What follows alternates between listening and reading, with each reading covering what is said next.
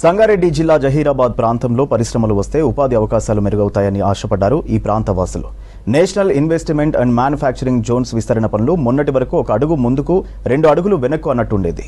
ఈ మధ్యకాలంలో కొంత హడావిడి ప్రారంభం కావడంతో స్థానికులు సంతోషం వ్యక్తం చేస్తున్నారు.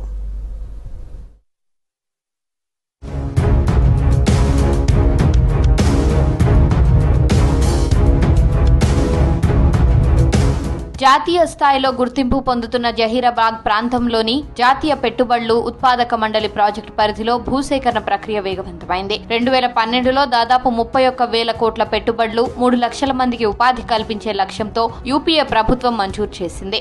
ఈ ప్రాజెక్టు కోసం మొత్తం 12,635 ఎకరాల భూమిని సేకరించాలని భావించారు. ప్రభుత్వం 5 ఏళ్ల క్రితం మొదటి విడతలో భాగంగా 3,500 ఎకరాలు సేకరించింది.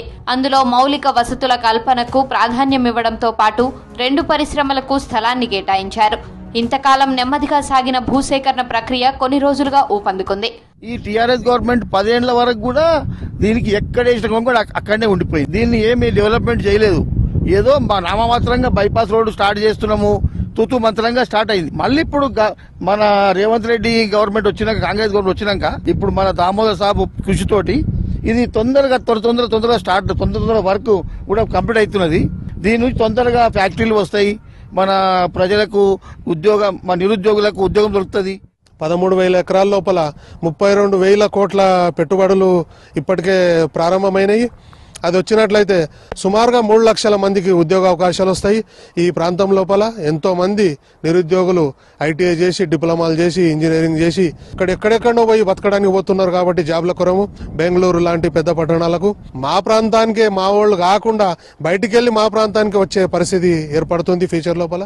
సంగారెడ్డి జిల్లాలోని జహీరాబాద్ నియోజకవర్గం, జరాసంగం, న్యాల్కల్ మండలాల్లోని 17 గ్రామాల పరిధిలో నిమ్స్ ప్రాజెక్టు విస్తరించనున్నారు. నిమ్స్ భూముల ప్రక్రియను కొలిక్కి తేవాలనే ఉద్దేశంతో జహీరాబాద్ లో ప్రత్యేక కార్యాలయాన్ని ఏర్పాటు చేసి స్పెషల్ డిప్యూటీ కలెక్టర్ను నియమించింది ప్రభుత్వం. భూసేకరణలో భాగంగా 2018లో మొదటి విడత కింద 3,500 ఎకరాలు సేకరించారు. భూములు ఇవ్వడానికి సంసిద్ధత తెలుపుతూ వచ్చే రైతులు, పరిహారం చెక్కులు తీసుకునేందుకు వచ్చే వారితో జహీరాబాద్ లోని నిమ్స్ కార్యాలయం 4-5 రోజులుగా బిజీగా మారింది. మేడం గీతారెడ్డి గారు కృషితో జహీరాబాద్ ప్రాంతానికి నిమ్స్ అనేది ఇక్కడికి తీసుకుని వచ్చినారు. కాకపోతే దాని తర్వాత తెలంగాణ అలాగైపోయిన తర్వాత కేసీఆర్ గారి ప్రభుత్వము దాన్ని మొత్తానికి నిర్లక్ష్యం చేసి అది పెండింగ్ లో 10 సంవత్సరాల నుంచి పెట్టినారు.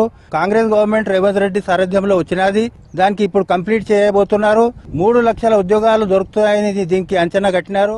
కాంగ్రెస్ పార్టీ అధికారంలోకి వచ్చిన తర్వాత రేవంత్ రెడ్డి గారి నాయకత్వంలో ఈ నిమ్స్ అనేది రైతులు కూడా ముంగట్టుకొస్తున్నారు. ఏదైతే 4 లైన్స్ రోడ్ ఉందో అది కూడా వేగవంతంగా జరుగుతుంది. భూసేకరణ కూడా వేగవంతంగా జరుగుతుంది.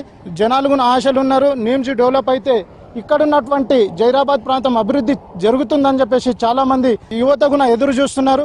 నిమ్స్ లో రోడ్ల నిర్మాణం పనులు కొనసాగుతున్నాయి. మొదటి విడతలో సేకరించిన ఎల్గోయి, బర్దీపూర్, చీలపల్లి గ్రామాల పరిధిలో హుందాయ్ పరిశ్రమకు 109 ఎకరాలు, వెమ్ టెక్నాలజీ పరిశ్రమకు 511 ఎకరాలు కేటాయించారు. ఇంకా భూసేకరణ చేసేందుకు అధికారులు సమాయత్తమవుతున్నారు.